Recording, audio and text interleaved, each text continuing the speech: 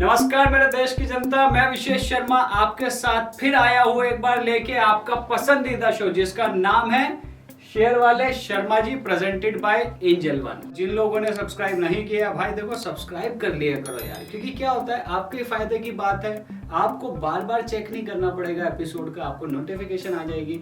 तो हाँ, आज बात करते हैं हमारे टॉपिक की, और ये टॉपिक है ना बहुत इंटरेस्टिंग है और मेरे दिल के बहुत करीब भी है, क्योंकि हम बात करने वाले हैं सस्टेनेबिलिटी की, हम बात करने वाले हैं एनवायरनमेंट की।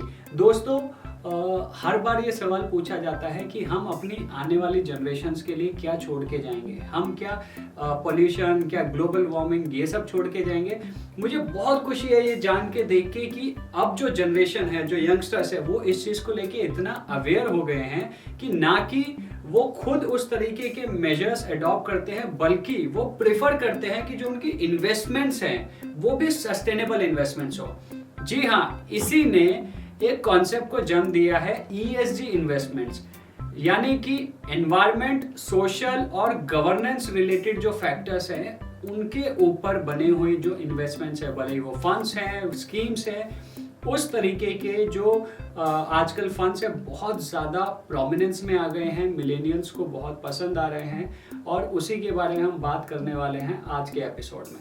और दूसरी हम बात करेंगे फ्रैक्शनल इन्वेस्टमेंट के बारे में। Yes, these are the two topics we are going to be covering in today's episode। तो दोस्तों सबसे पहले बात सस्टेनेबल इन्वेस्टमेंट की। सस्टेनेबल इन्वेस्टमेंट जिसको दूसरी टर्म में बोला जाता है ESG, environment, social and governance related investment, जहाँ पे ऐसे फंड्स में इन्वेस्ट किया जाता है, ऐसी कंपनीज में इन्वेस्ट किया जाता है जो ग्रीन टेक्नोलॉजी से रिलेटेड होती हैं, जो कार्बन फ्री इन्वेस्टमेंट्स बेसिकली होती है, उस तरीके के सेक्टर्स में ऑपरेट करती हैं। तो बहुत म्यूचुअल फंड्स इस तरीके के स्कीम्स लेके आ चुके हैं।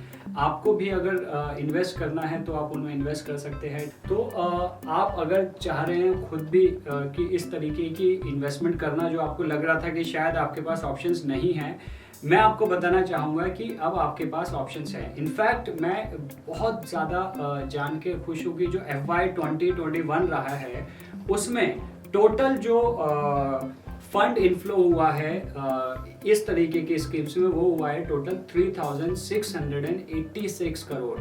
Yes, this is a big number, it's a 76% jump from previous fiscal year, जिससे समझ आता है कि जो अब जनरेशन है वो कितना ज़्यादा अपने फ्यूचर को लेके और अपने आने वाली जनरेशन्स को लेके रिस्पॉन्सिबली सोच रही हैं। तो आप भी बिल्कुल अगर ऐसे इन्वेस्टमेंट्स करना चाहते हैं तो म्यूचुअल फंड्स ज़रूर सर्च कीजिए, और चाहते हैं कि हम आपको कुछ सजेस्ट करें तो एंजल वन के रिसर्च पेज पे जाइए, वहाँ भी आपको इस तरीके की कुछ कंपनीज मिल जाएंगी जिनमें आप इन्वेस्टमेंट कर सकते हैं। तो ये तो बात हुई सस्टेनेबल इन्वेस्टमेंट की। अब बात आते हैं फ्रैक्शनल ओनरशिप, यानी कि फ्रैक्शनल इन्वेस्टमेंट के ऊपर। दोस्तों ये बहुत नया कॉन्सेप्ट है, और मैंने पिछले एपिसोड में आप लोगों को बताया था कि मैं इस बारे में आपसे बात करूंगा, क्योंकि मैंने हाल फिलहाल में इसके बारे में पढ़ा है और मुझे लगा कि मेरे जो फर्स्ट टाइमर, जो मिलेनियल ऑडियंस है, उसको इस टॉपिक के बारे में पता लगना चाहिए। फ्रैक्शनल इन्वेस्टमेंट का जो कॉन्सेप्ट है बहुत ही सिंपल सादा कॉन्सेप्ट है। फ्रैक्शनल इन्वेस्टमेंट होता है ऐसा कुछ कि सपोज एक रियल इस्टेट है जिसका वैल्यू 100 करोड़ है। ऑब्वियसली हम और आप जैसे लोग शायद वो पूरा का पूरा उसमें इन्वेस्ट ना कर पाएँ, उस तरीके के फंड्स ना जुटा पाएँ, तो उसके लिए अब ऐसी कंपनीज आई हैं जो आपको बोलती हैं कि आप एक पार्ट पे कर दीजिए, यानी कि सेम प्रॉपर्टी के मल्टीपल ओनर्स रहेंगे।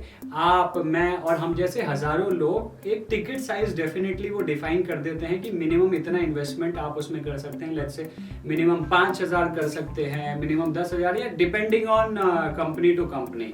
तो आप उस तरीके के उनमें इन्वेस्ट कर सकते हैं।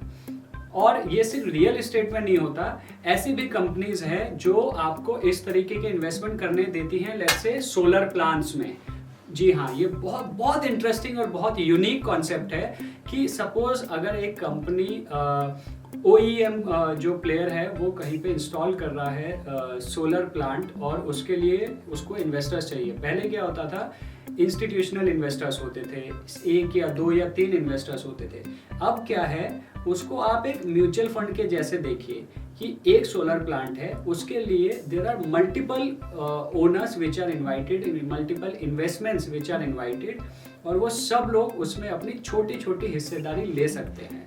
सो ये सब नए कॉन्सेप्ट्स हैं जो अभी स्लोली मार्केट्स में इमर्ज हो रहे हैं। आपको वो ऑप्शन दे रहे हैं कि आप कुछ नया एक्सप्लोर कर सकें।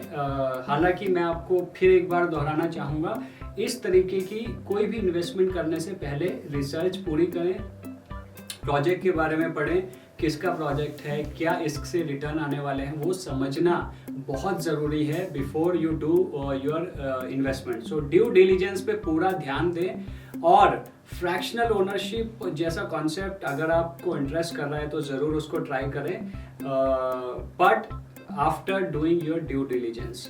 तो दोस्तों, ये था हमारा आज का एपिसोड, जहां हमने बात की फ्रैक्शनल ओनरशिप के बारे में, जो रियल एस्टेट में होती है, सोलर प्लांट जैसे कॉन्सेप्ट्स में भी होती है, which is more on the lines of sustainable investment. और कुछ सस्टेनेबल फंड्स भी है मार्केट में आ गए, जिसके बारे में भी हमने बात की, आप उनको भी एक्सप्लोर कर सकते हैं। आपको हमारा ये एपिसोड कैसा लगा ज़रूर बताइएगा हमें कमेंट सेक्शन में। इसके अलावा आप कुछ टॉपिक जिस पे चाहते हैं कि शेयर वाले शर्मा जी आपसे बात करें, वो भी हमें लिखते रहिए, हम ज़रूर उसके बारे में आपसे बात करेंगे। अपना ध्यान रखिए, मास्क लगा के बाहर निकलिएगा, सैनिटाइजर्स का इस्तेमाल करिएगा, स्टॉक मार्केट में बने रहिए, स्टे बुलिश, स्टे हेल्दी। सलाम।